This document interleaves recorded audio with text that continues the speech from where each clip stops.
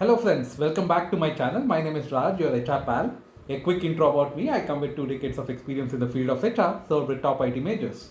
I am very excited about today's topic, the power of not reacting. I hope you are also equally excited. Let's get into the video. We live in a world where we are constantly flooded with provocations. We get provoked with something or the other. It can be right from our emails to our messages to our social media updates, social handle updates, or it could be even a news update. All right, it's easy to feel like we need to react to everything that comes our way. All right, but just imagine, what if we control these provocations by not reacting? Interesting, isn't it? That's what we are going to discuss in today's video. The first thing that we need to understand is not reacting does not necessarily mean that we ignore everything or be lethargic or unconcerned about the situation, right? It means we choose to react intentionally rather than reacting spontaneously or instantly at the situation. All of you will agree with me, when we react instantly or spontaneously in the situation, right? We react out of emotion rather than the logic, right? This can lead to negative consequences. Let me give you an example. Let's say you receive an angry email from your colleague. What will be your initial reaction? It is to fire back an equally angry response, isn't it? This happens in our work life. But if you take a moment to pause or hold and not react, then you're giving yourself time to calm down and think about how you can respond in a much more productive way, right? Maybe in this process, you might realize that your colleague misunderstood something and you can clear up the confusion with a calm and reasoned response instead of escalating the conflict. Not reacting can help us avoid getting into other people's drama. Let me give you an example. It happens in the workplace, it happens in college, it happens in schools as well. It also happens in our personal life. There would always be someone who would be instigating, who would be provoking, so that you'll get into a conflict, you land into a trouble, right? By not engaging and reacting to such situation, right, you are trying to ensure that you don't fall prey to other people's drama and other people's plan. Another benefit of not reacting is that it can help us build resilience, right? When we start reacting for very small things spontaneously, right, it may make us feel exhausted, it may make us feel stressed and burned out. But when we practice not reacting, it will ensure that we conserve our energy and utilize it only where it's truly important for us. Alright, so now we have understood what is not reacting. We have understood what are the benefits of not reacting. Now let's get into the important segment of this video. Let's talk about practical tips on how we can practice the art of not reacting in our daily lives. The first tip is to pause and take a breath, right? When we encounter any challenging situation or someone says something that triggers us, the natural instinct is to react spontaneously, right? React instantly in the situation. This could mean saying something that we wouldn't have intended at all. It could be a hasty decision or something that we might end up regretting later. However, taking a moment to pause and take a breath will shift us from reactive mode to an intentional mode, right? Which is very important.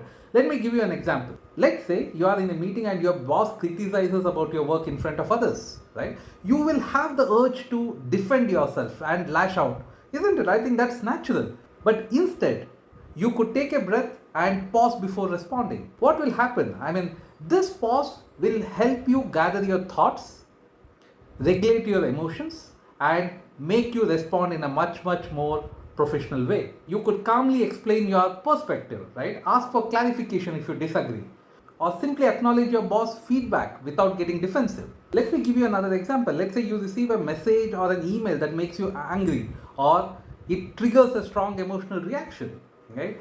Instead of spontaneously, instantly, right, firing back a response which is not constructive, take a breath, pause for some time, before you respond.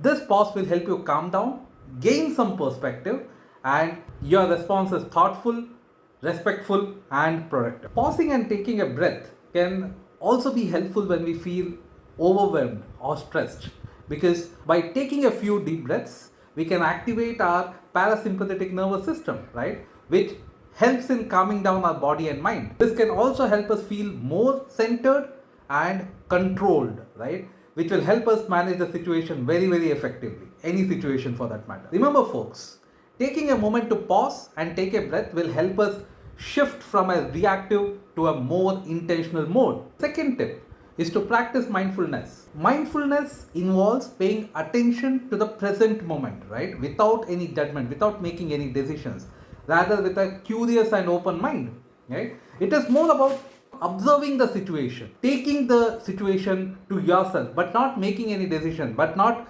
reacting to it, right? That's what is mindfulness.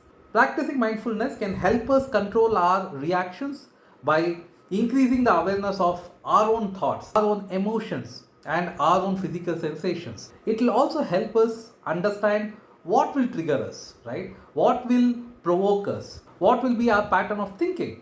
And it will give an indication before you react. Let me give you an example. Let's say you receive an email from your coworker, right? Which is critical yet very aggressive, right? In an aggressive tone. Your initial reaction might be to feel defensive, right? Or upset, or respond with a similar tone. However, if you are practicing mindfulness, you will notice these emotions and physical sensations as they arise and take a moment to pause, right? Observe the situation without making a judgment. You might notice that your heartbeat is high, your breath is getting shallow, and your thoughts are racing, right? By observing these sensations, you can take a step back and choose to respond in a more skillful and productive manner. One way to practice mindfulness is to meditate. By practicing meditation regularly, you can train your mind to be more focused and be less reactive. Another way to practice mindfulness is through mindful breathing. This involves taking few deep breaths, focusing on the sensation of air moving in and out of your body. Let me give you another example. You can practice mindful eating by enjoying every bite, texture of the food, the appearance of the food, the flavors of the food, the smell of the food. Mindfulness can also be helpful in challenging situations, right? Let me give you another example. Let's say you are in a heated argument with someone, or you feel that your emotions are starting to boil. Instead of reacting spontaneously, take a pause, take few deep breaths, observe your thoughts and emotions without judgment. This can help you regulate your emotions and choose a more constructive response. The third tip is to reframe the situation. Reframing the situation means looking at the situation from a different perspective or a positive perspective. This technique can help us control our reactions by reducing the negative emotions that actually triggers reactive responses. Let's say you're stuck in traffic and running late for an important meeting. Your initial reaction will be where you feel frustrated, you are stressed, right? Or even angry for that matter. However, if you reframe the situation, it might be an opportunity for you to listen to some great music. Anyhow, you are stuck in a traffic. You cannot make it up for the meeting on time, right? So it's very important that, instead of getting carried away with the negative thought process, look at it positively. How can you change the situation into an opportunity, right? Where you can do something that you like within the limitations of being into a car. Let me give you another example. Let's say someone criticizes you for a mistake that you made. Your initial reaction will be, to be defensive, or you feel ashamed. However, if you reframe the situation, you might see that as an opportunity to correct the mistake and improve your skills. By reframing the situation, you can reduce the negative emotions and respond in a more constructive manner. When we are faced with a difficult or challenging situations, our initial reaction might be to feel stressed, angry, right? Or depressed or anxious. These negative reactions can trigger a reactive response that is not helpful. One way of reframing a situation is to practice gratitude. Instead of focusing on what is going wrong and what we don't have, rather focus on what we have and what we are grateful for. Let me give you an example. Let's say you're facing a difficult challenge at work. Maybe your project is behind schedule, or you have a conflict with your colleague. Instead of getting stuck with a negative thought pattern, you can focus on what you are grateful for in that job. Maybe the supportive colleagues that you have, maybe the interesting projects that you get to work on, or it could be a work-life balance. This can help you shift from a mindset of frustration to a mindset of gratitude and appreciation. Another way to reframe a situation is to focus on the opportunities for growth and learning. Instead of seeing a challenging situation as a setback, we can view it as an opportunity to learn and improve. Let me give you another example. Let's say you received a negative feedback on the project that you worked. Instead of taking the feedback very personally and feeling discouraged, you can reframe the situation by seeing it as an opportunity to learn and grow. You could actually think of what you could have differently done. Use this feedback to improve your skills and ensure that your performance in future is better. Reframing the situation also means looking for a positive aspect in a challenging time. Let me give you another example. Let's say you have recently gone through a difficult breakup. Instead of focusing on the pain and loss, you could reframe the situation by seeing it as an opportunity for personal growth and self-discovery. You could focus on the positive aspects of being single, maybe having more time for your hobbies or friendships or even a self-care.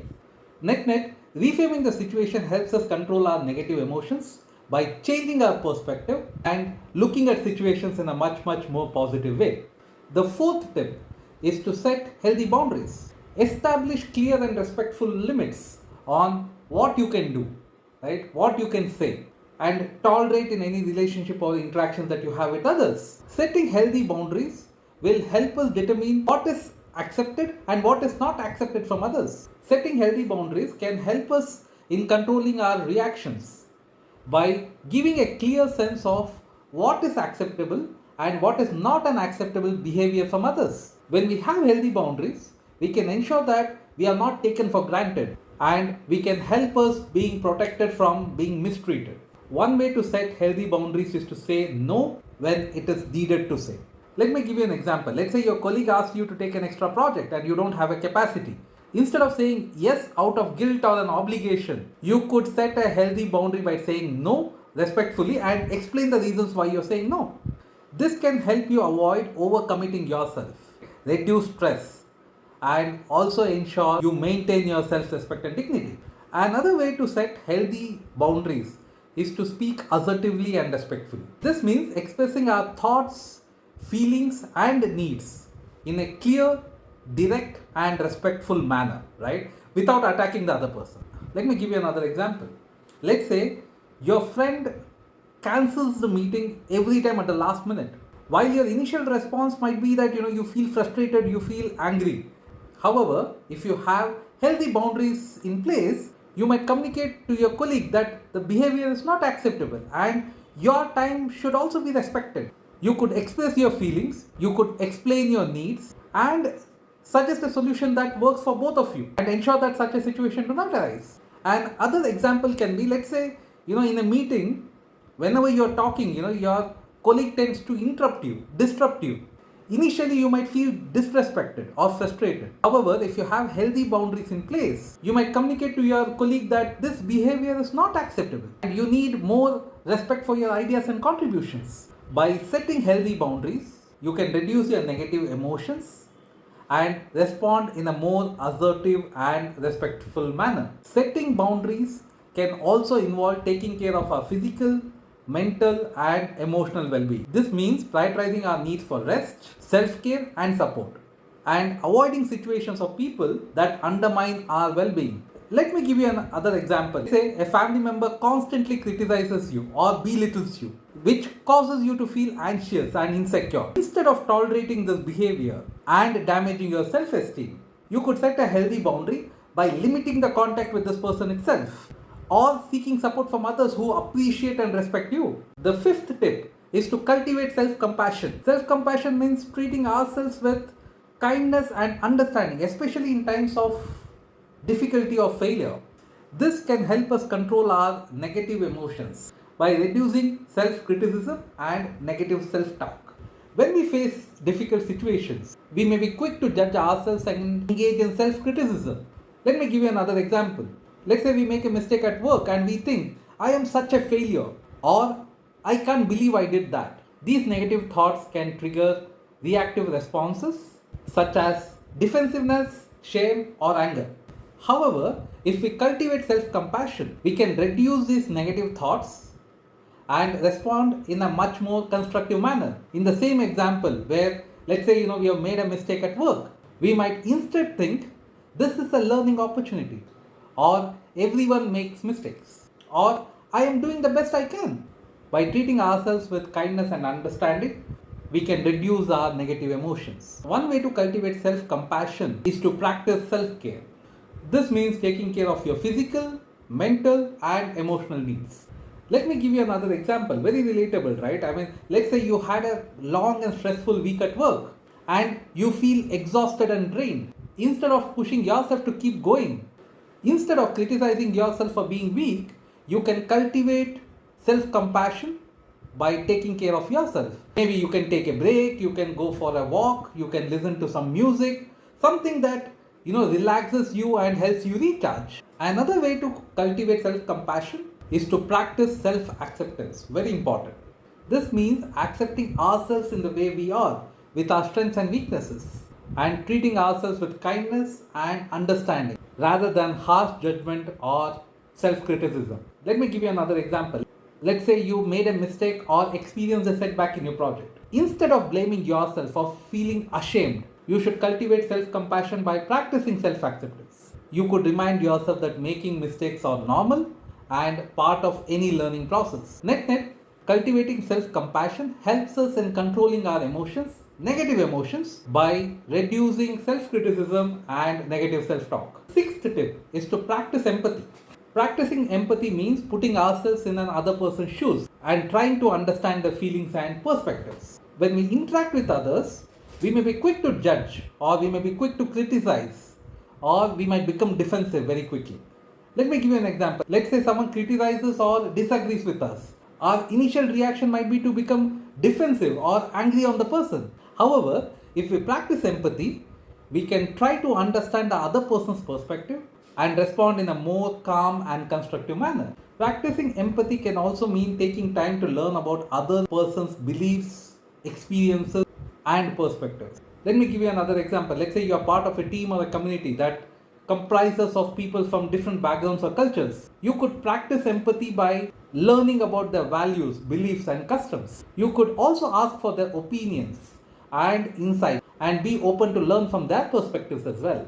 Let me give you another example. Let's say someone criticizes us. We might try to put ourselves in their shoes and try to understand their perspectives and understand why they feel it otherwise. We might ask questions to clarify their perspective and express our own feelings and needs in a respectful manner. By practicing empathy, we can reduce defensiveness and anger and foster more productive interactions. The seventh tip is to seek support. Seeking support means reaching out to others for help and guidance when we face difficult and challenging situations. This technique can help us control our reactions by reducing the feeling of isolation, by the feeling of loneliness, or the feeling of stress, or the feeling of overwhelm, and providing us with constructive feedback and support. Let me give you an example. If we face a difficult work situation, we might seek support from a trusted colleague or a mentor who can provide us constructive feedback and guidance. By seeking support, we can reduce the feeling of isolation and overwhelm and receive helpful insights and advice. Let me give you another example. Let's say we face a personal challenge such as a health issue or a difficult relationship. Our initial reaction might be to feel stressed or anxious. However, if we seek support from our friends, family members, or a therapist, we can receive emotional support, practical advice, and a constructive feedback. By seeking support, we can reduce our negative emotions and respond in a more constructive and helpful manner. Net, seeking support can help us reduce our negative emotions by reducing feelings of isolation, stress, and overwhelm. By incorporating these tips into your life, you can learn to respond to difficult situations in a more calm, composed, constructive, and compassionate way. Remember, folks, practicing the art of not reacting is a skill that takes time and patience to develop.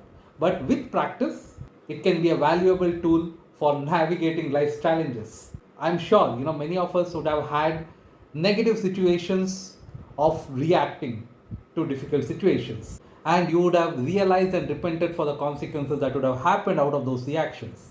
Let's learn the art of not reacting and realize how powerful it is in our day-to-day life.